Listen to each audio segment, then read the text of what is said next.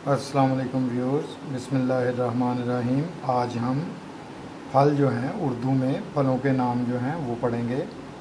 ये देखें, ये तरबूज, अंगूर, माल्टा, आम, नाशपाती, केला, सेब, आड़ू, अनानास।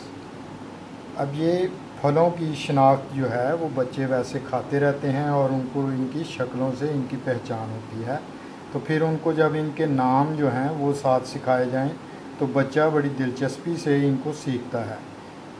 तरबूज, अंगूर, माल्टा, आम, नाशपाती, केला, सेब, आड़ू, अनानास।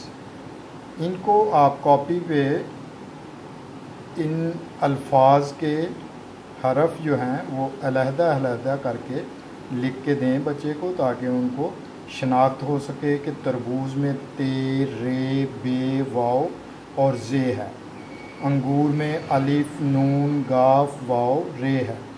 माल्टा में मीम, अलिफ, लाम, टे, अलिफ है। अलिफ मद्दा और मीम है आम में। नाशपाती में नून, अलिफ, शीन, पे, अलिफ, ते, छोटी ये है।